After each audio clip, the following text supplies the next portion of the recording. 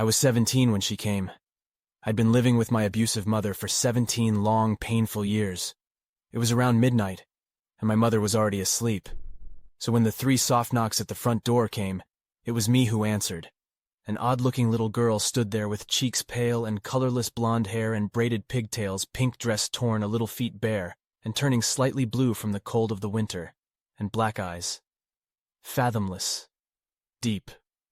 Black eyes. I quickly let her in, thinking of how horribly underdressed she was. It wasn't until later I'd wonder why she'd not been shivering, or even questioning as to why she was here in the first place. I got her into the living room, wrapping her little body a thick afghan my grandmother knitted.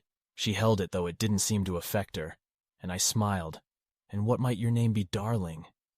A long silence passed in which she stared at me. I was beginning to be discomforted by her black gaze, when she parted her lips and spoke in a soft voice. Whisper.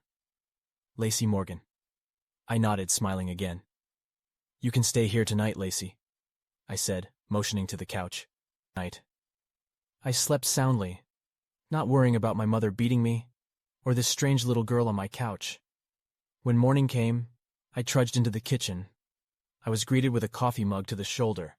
I gave a feeble shout of pain, staring at my mother. What the hell did you do? Why is there dirt on the couch? She shouted upon investigating. I found that Lacey had vanished, the only proof she'd been there. Being some dirt that must have fallen off her dress or her feet, I took responsibility, earning myself a strong hit to my cheek. Then left for school. While there, I heard something that sent chills through my spine. Lacey Morgan was found dead last night. I passed the day waiting for any more news on the subject, but found none. Upon arriving home, the news was broadcasting a live report on her, though Lacey Morgan, 6 years of age, was reported dead at 7 o'clock last night. Her body was located in the backyard, buried there in her pink dress. So far, there's been no sign of her mother, Marissa Morgan, who was suspected to be the killer. Marissa has reportedly abused Lacey multiple times and may be responsible for her death. Suddenly, a picture of Lacey appeared on the screen. She appeared very close to how she had been when I met her.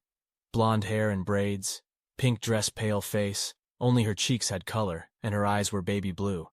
To most this would seem unimportant, but to me it was. She died before arriving in my house, if what the newscaster said was true. Died hours before. I tried to play it off, going about my business. I went to bed early so I would not have to see my mother. It was around midnight when I awoke to cool fingers stroking the bruise on my cheek. I sighed, leaning into the small hand. Never again, Lacey whispered before her hand vanished. Not 10 minutes later, I heard my mother screaming. I rushed into her bedroom, nearly fainting at what I saw. My mom was thrashing wildly on her bed, small creature having buried its face in her chest. I could hear the sound of flesh tearing, and my mother's screaming increased in volume. I wished I hadn't got up. Later on, I'd tell myself I hadn't, but I had. So when Lacey had pulled back from the gaping hole in my mother's chest cavity, I had plain view of her razor-sharp teeth glinting in the light, glinting with my mother's blood. She smiled innocently at me for a moment, before swiftly tearing out my mother's jugular. That time I did faint when I came to. I was in my bed. I walked to my mom's room. Morbid curiosity getting the best of me. Upon opening the door, I found the room empty, the bed made neatly, as if my mom had left for work early. The only oddities were the dirty child's footprints, and the open window showing that Lacey had in fact visited. I never saw my mother again, and I never missed her either.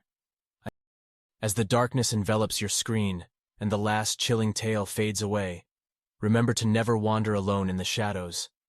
Stay vigilant, for the horrors that lurk just beyond your sight may be closer than you think. Join me again if you dare, for more bone-chilling stories that will haunt your dreams and send shivers down your spine. Until then, beware the unknown, and may your nights be filled with both terror and delight. Goodbye, brave souls, and sleep with one eye open.